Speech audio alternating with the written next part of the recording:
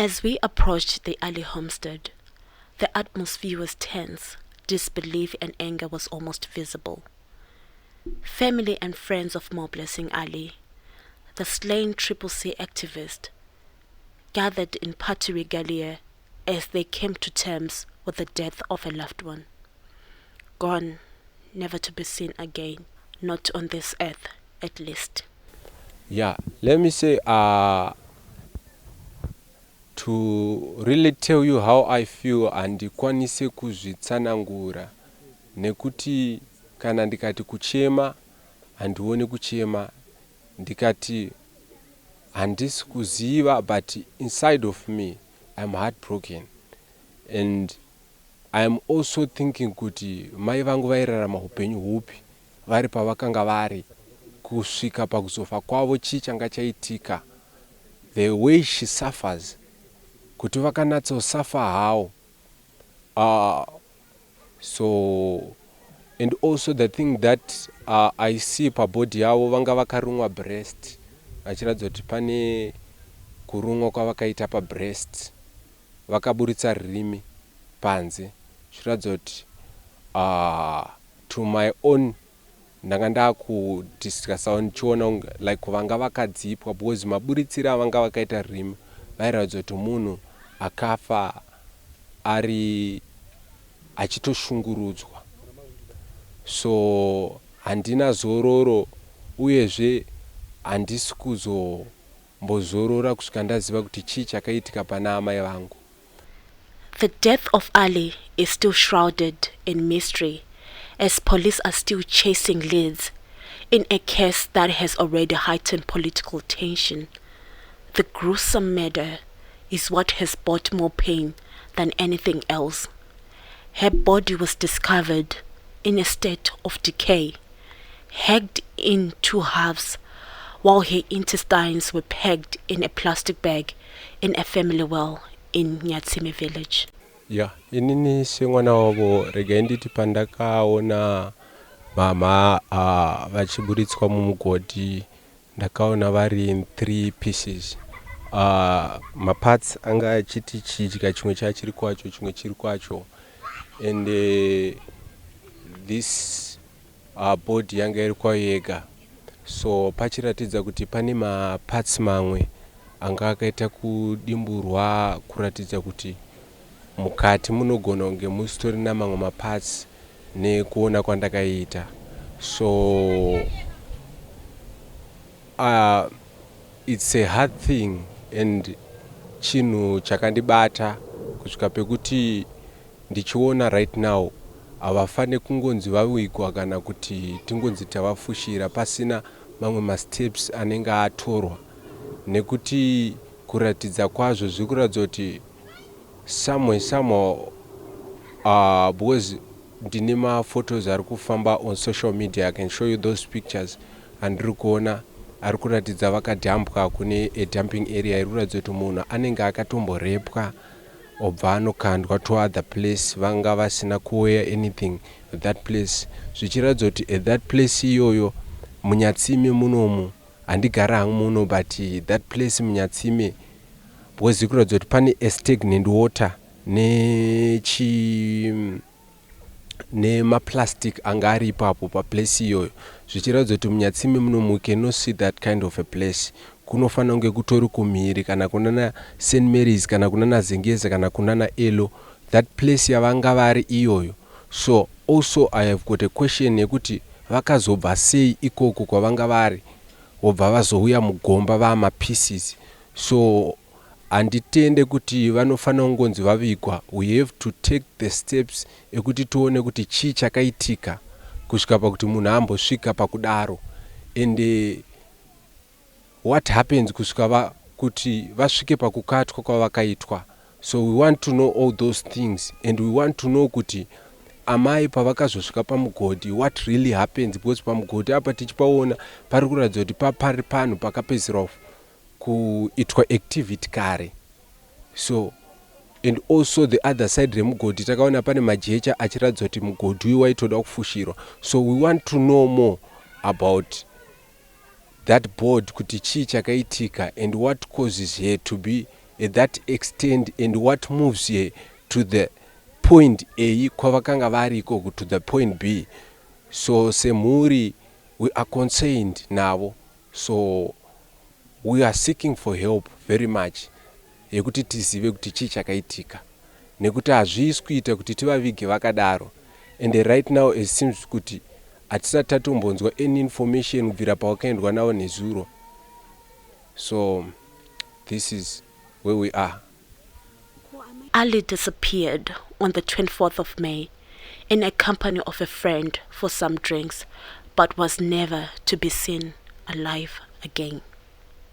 Inini ndakafonerwa ndiri kumba nemuzukuru, ndozotunzwa pa social media. Andinomboita 30 minutes vanafonerwa nemudzimai achivanda kuti sai aroda kutaura nemi. Chiva ndamufonera zvikanzi ndafonerwa nemapurisa vati tuye kudinota uko tuone pana mama. Ndakasvika pamba padinota pamba nemapurisa vonditi aimbomira, ndikati inini hanzvadzi yangu ndiyo ndakasira, saka mundirambidze kupinda kuti ndione kuti chiri kuitika ipapo chii. Saka vakanditimira, zveshuwa ndakamira kwekanguva, pavapedza ndipo vakazondishedza. Vandishedza zvikanzi tarisa tione kuti hanzvadzi yako. Ifunga nzeve dzedu mufamily medu dzakafanana, anga ane bvudzi serendinaro mumusoro, asi ranga radonha zvaro semunhu anga ashata.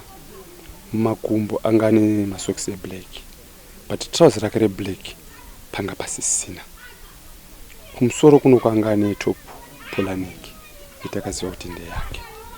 Anditika neruoko rumwe rwacho ndakaona kuti nderwake, nefesi asi rurimi rwanga rwakabuda kunze kuratidza kuti munhu anenge anga adzibwa.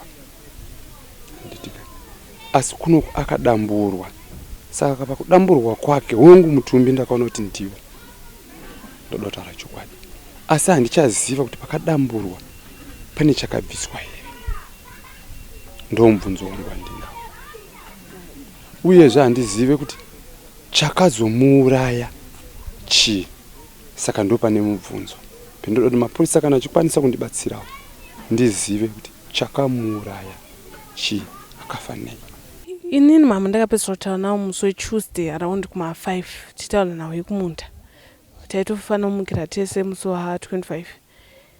Saka muridzi wepano apartheid anonzi Kirina ndosawira vaitana mutete nemuroora, vanonzi mama vanga vari panapo vachiona TV.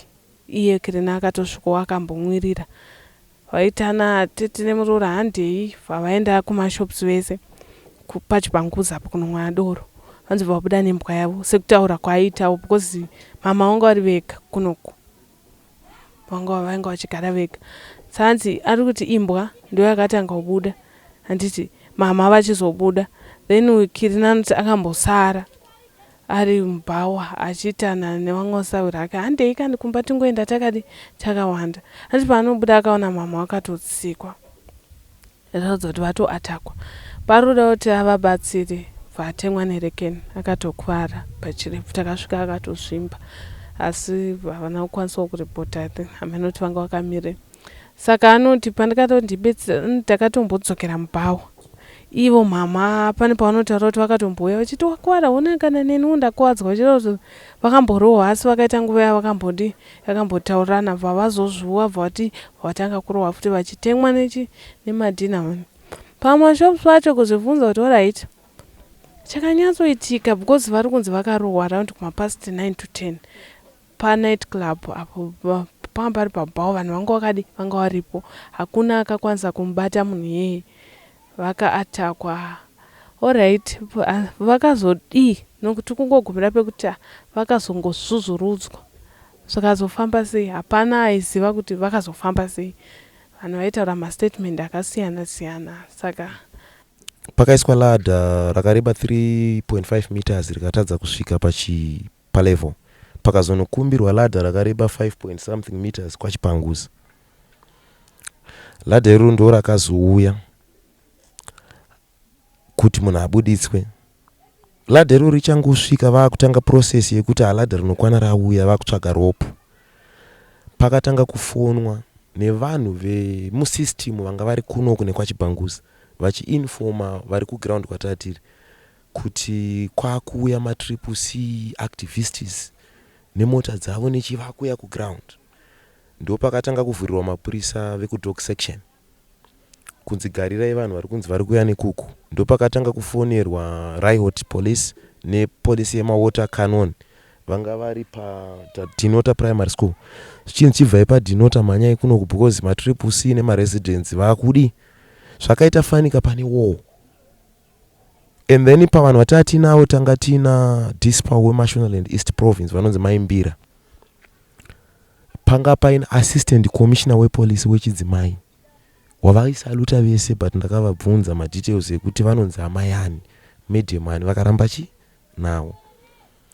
Saka tabuditsa board.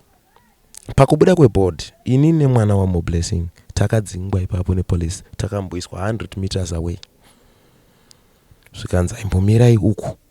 The first thing chakabuda tiripo hafu yekubva pazvidya kuenda kumakumbo.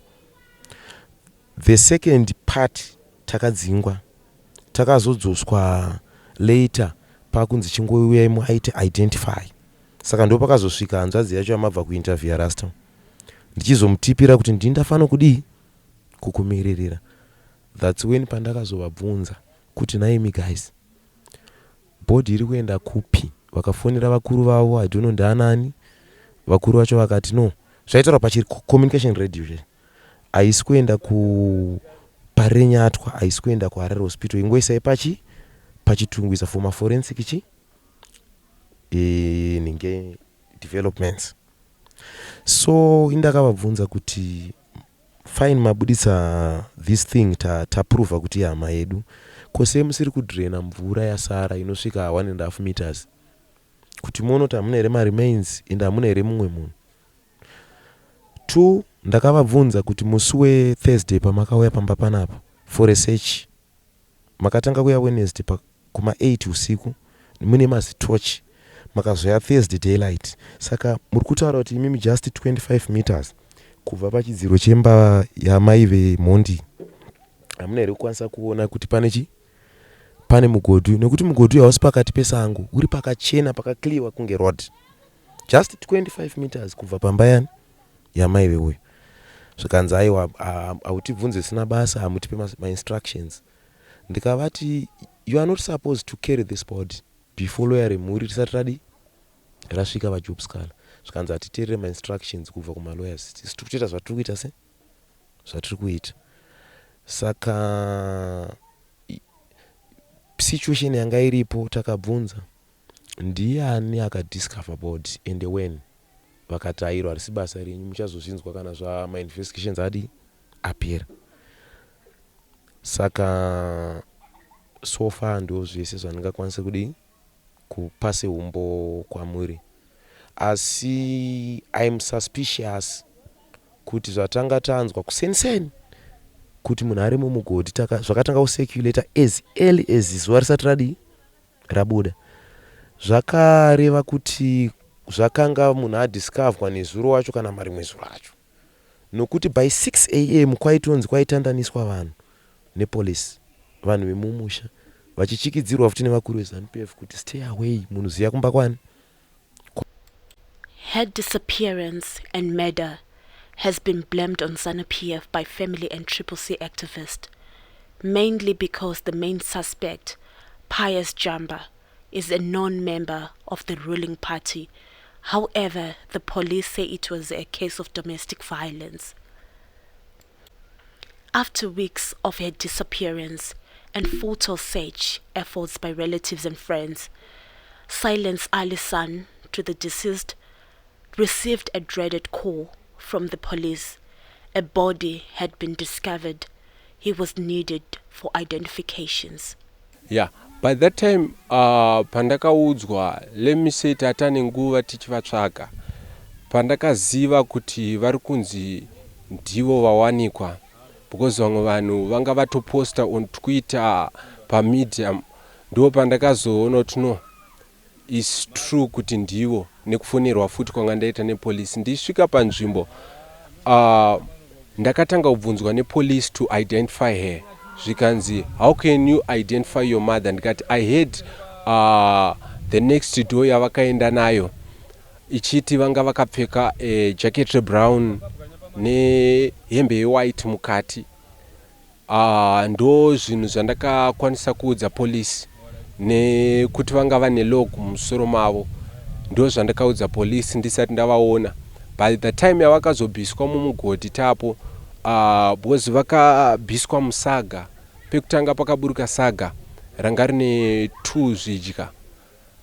Chandakatanga kuidentifya ndine masocks andanga ndakavatengera eblack, ndo andakatanga kuidentifya masocks iwawo. Ndokubva pazoburitswa the other piece yakaburitswa futi iri musaga, ndokubva ndaona zvigunwe zvangu zvakafanana nezvavo, ndobva ndaona nzeve, ndokubva ndaona also hembe polo neck yavanga vakapfeka. I know that polo neck. Ndokubva ndavaziya nelog ravo ravanga vanaro, but vachiratidza kuti vanga vane time vagara mumvura, but takakwanisa kuvaziva. Yeah, zvinorwadza. Unenge uchitarisira kuti tichaonekanawo zvakanaka. Zvinorwadza. Ini ndakanga ndisipo hangu ndandamboenda kuprayer, but vari kutaura kuti vakavaona vari mumasaga, vakaiswa mumasaga, vanga vatochekwa chekwa, vakadamburwa matumbu ari panze, kunzi vanga vakutobuda honye, vaora, vakushata. Hey. There is bitterness in the family over the manner police have handled the case. There is a sense that justice will never be found, and they now seek vengeance by making the dead fight their own war. Kubva pekutanga kusvika parinasi, danho racho ravari kutora, ameno semunhu anenge ane hama yake yaashaya, asi handisi kuriona kunge riri kundikurumidzira, riri kundinonokera. Nekuti dzimwe dzenguva dzacho munhu anenge achinzi anga ane chekuita panhau yekutsakatika kwemunhu kana kuti panhau yekufa kwake, zvinorwadza kuti munhu anenge achishanda nemapurisa vacho vachitoti pasearch party votungamira pane zvisotungamira, munhu anozoonekwa ari pamba pamai vake. Ndo zvimwe zvinondirwadza. Taken away at her prime age of 35, she is survived by 2 children, Silence 24 and Nyasha 26. Moreblessing Ali vasiya vana 2, ini ne sister yangu. Silence Ali, that's my name. Nyasha Ali, she's my sister. The family has since appointed Job Scholar as their lawyer and official spokesperson. Moreblessing Ali was a well-known C member in the community of Stungwiza. All of us, we know her, that she has been in the struggle for change in our country for a long time, since the period of President Morgan Tsvangirai up to the present, when she later became the member of C. She is well known in Stungwiza North constituency, where she has been staying in Unit B. And for many years, Moreblessing has been an opposition activist here in this community for some time. And everybody here in Stungwiza know Moreblessing Ali. And she is not a stranger. She is a person known by everyone here in Stungwiza. There have been very sad events that have been taking place for a long time in Nyatsime area. There are quite a number of many reports of people supporting Triple C who have been named, some of them with broken arms, some of them whose house have been attacked by a terror gang that is under the leadership of Simba Chisango. This has been taking place for a long time, and reports have been put to the police, and we made some of these cases public in this public via our Twitter handles and via a number of platforms where we wanted the people of Zimbabwe to know what has been happening in Nyatsime area. There has been a campaign of terror in that area for a long time, since the period of the launch of the Triple C at the Zimbabwe grounds. Our people have been attacked on a daily basis. Every leadership or anybody who supports Triple C in that area has been under attack from the terror gang. And the terror gang leader of those people is Simba Chisango. And there are several police reports that have been filed at the police base that is based there in Nyatsime. And that police base falls under Beatrice police station, where people raised their complaints against Simba Chisango, raised reports against the same Simba Chisango when he went and attacked them at their homes, when he attacked them in that community. But up to present moment, the matters have not been concluded, and the culprit has not been arrested. I can give you the names of some of the people who have been the victims of this terror gang. Precious Cheche, who was the MDC Alliance candidate in 2018 elections, was attacked at his house on the 15th of May 2022. He went and made the report that his house has been attacked by a group of persons who have been led by Simba Chisango, who came at his house and destroyed his house and every property that was inside his house. They went they entered into his house, destroyed the television set that was inside, destroyed his sofas, and destroyed his kitchen unity and other material that were in the house on the day in question. He went and reported on the 16th to the police. The RRB number is there when he reported this case, and nothing took place and no one was arrested. But the persons who went there and attacked, names were given to the police, and Simba Chisango's name is the one that is on top of the list of the people who went and attacked at his house. We also have got a Triple C supporter by the name Michel Guza. He was attacked and left for dead in Nyatsime. He went and reported to the police. The RRB number is there. When he went and reported, Simba Chisango was the one who went and attacked him with a group of youths and ZANU-PF thugs. The report was made to the police. Simba Chisango was not arrested.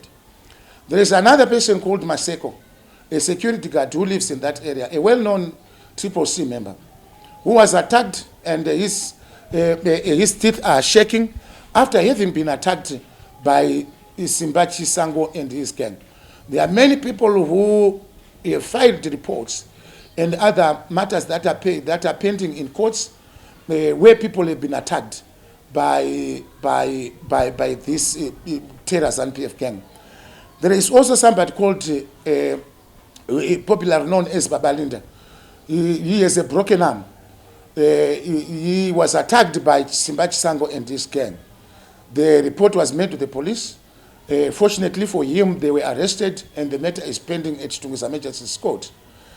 So there have been a terror campaign in that area for a long time, where people who have been suspected to be opposition supporters have been under attack.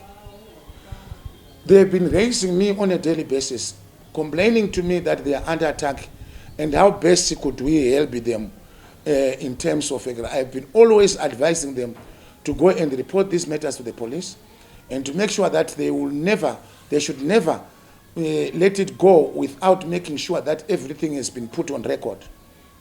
So until this issue of Moreblessing Ali arises, the issue of the terror gang in Yatsime area has not been spoken about. This is the first time when it is now coming out openly, because there is no evil that will persist forever without coming out. It is now coming out. It is now it is now out to everybody.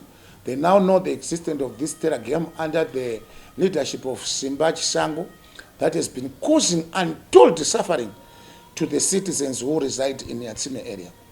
And this is where we are today, until we have lost, sadly, the life of an innocent woman who has 2 children to look after, who has been also wishing that one day she will be able to grow old and see her children growing up and also running her own family.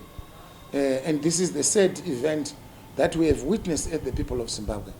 Unfortunately, the culprits are known, and we hope that nothing will be swept under the carpet. Everything must be laid bare. These people must be exposed. We must know when are they going to be apprehended, and we want to know why the police is delaying in apprehending the culprits while they are known. We cannot be told about investigations. This matter has been outstanding for a long time. How would investigations be done ad infinitum? Every investigation must come to an end. We cannot allow a situation whereby people claim to be carrying investigations that are coming to no end. Where are the culprits who have killed and murdered Moreblessing Ali? We want these people to be apprehended. We are not going to look back. We are going to demand, as we have been doing, that we need the apprehension of these people who have murdered this innocent woman. For no apparent reason, there is nothing whatsoever that can lead to taking human life. Human life is sacrosanct, and we cannot allow this thing to continue. It has to come to an end. The death of Moreblessing Ali should open to the people of Zimbabwe. We have had many people who have had disappearances in this country without trace. Where is Itai Zamara? No one knows where Itai Zamara is. Where is Patrick Ndambanyana? He was taken away in 2000 when he was the chief campaign manager of David Coltart in Bulawayo. He disappeared. His whereabouts are not known out to present. Itai Zamara was taken on the public glare in Glenview. Up to present moment, there is no closure to that case. So we are demanding that we want to know the killers of Moreblessing Ali. This will not end well if this thing is not going to come to conclusion. Until these culprits are caught, we will make sure that the spirit of Moreblessing Ali, will not rest until these people are hounded out. Their families and all their extended family shall suffer. The Triple C vice chairperson said the Alis are determined to only bury their loved one if justice is delivered. So far, they think it's far from coming. There is no post-mortem examination that will be done on Moreblessing Ali without the full participation of myself as the family lawyer. I think you have heard now, just a few minutes ago, you were around when the family called me and said, please, Mr. Scala, as our family lawyer, please don't allow anything or any process to happen without your full participation and your full knowledge, and also the full participation and knowledge of the family. So we are not going to allow any post-mortem examination to be done on Moreblessing Ali without our full participation. We will not allow, we are not only going to accept the post-mortem examination alone. We want a full forensic examination on her. We want full disclosure of what happened to her, on how she was murdered, and also we want the full medical and material facts that will assist us to really come to conclusion with this matter. If they proceed in defiance to do these examinations, we are not going to bury her. We will allow the police to have custody of that body ad infinitum until we have got full participation for us to know from the beginning to the end on the examinations that are going to be done on Moreblessing. We want full evidence to be done on our presence. If there is anything that they would want to conceal on this case, it will never happen on my presence. The family has appointed me to be their lawyer, to represent them in this matter, in full confidence that I will not betray the trust that they have put on me, that I must make sure that all due processes are done within the ambit of confidence and within the ambit of the law, where everybody will know exactly what happened. We want the results of the post-mortem to be done on our presence, so that they will not produce some cooked results to satisfy their attempt to conceal the information on how Moreblessing Ali was murdered. We want the truth. This is gruesome. This is unbelievable. People are traumatized. We are angry and we are bitter about this. So they must never try to tamper around with the sentiments of the family. We will not bury Moreblessing Ali as long as they are not going to make sure that we have got the full disclosure in the presence of all of us, including the family members and myself as the lawyer, on the post-mortem examination and the forensic examinations that we want to do. The family has also been advising me that they also want to engage an independent forensic expert from South Africa for them also to carry out their own independent forensic examination on this. So we haven't yet come to conclusion to this. They are saying that they were telling me that they want to issue a family statement concerning the death and also the discovery of the body of one of them in the well of Simbasango's mother's homestead. So we are waiting for the issuance of the family statement in response to the statement issued by the police, and also in the direction of where we are going after the body has been put at Chitungwiza mortuary. So we are now waiting for I'm waiting for next instructions from my clients to see how we are going to proceed. So all the people of Zimbabwe must remain patient. We are not going to cut corners. We are going to make sure that everything is going to be done to the letter, and make sure that everybody is going to be satisfied with the processes that are going to be done. The family has been advising me that they are also keen to engage an independent forensic expert for them to come and do their own examinations as well. So we'll inform you, the Zimbabweans and the world, about the processes that are going to take place from now onwards. So keep yourselves, your ears open, and also we are going to make sure that you are going to obtain feedback at each and every given time, so that you will not remain guessing. We are not going to play hide and seek. We are going to make this open, and we are going to deal with this issue openly, so that the citizens of Zimbabwe and everybody interested in this case will know the processes that are going to take place. I think. Even in death, Moreblessing Ali is being haunted by ZANU-PF. Her funeral was disrupted by the ruling party's supporters, who are accused of having beaten up mourners and took over the homestead. They have even banned CCC regalia from the funeral. It's a ZANU-PF territory.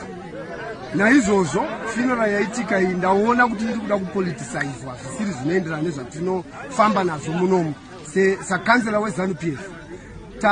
Taurira vana vedu veZANU-PF kuti on this funeral we don't want regalia, and vana vedu veZANU-PF vatevera zvatataura.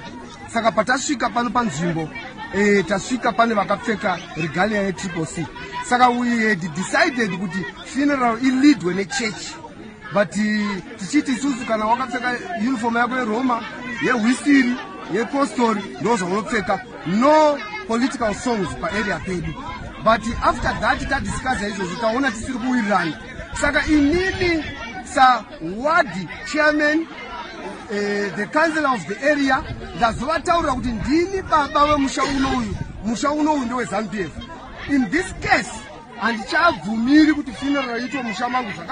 Zimbabwe heads for election in less than a year, and this murder has been political tension rising. Police have called for calm, but their calls are failing on deaf ears because they are accused of taking sides and failing Lady Justice.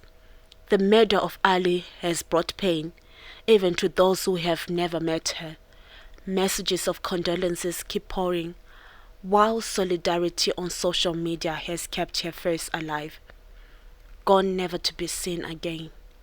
Violence continues to blemish on the politics of the nation. Heart and Soul TV News, Caitlin Mchena, reporting in Yatsime Village, Chitungwiza.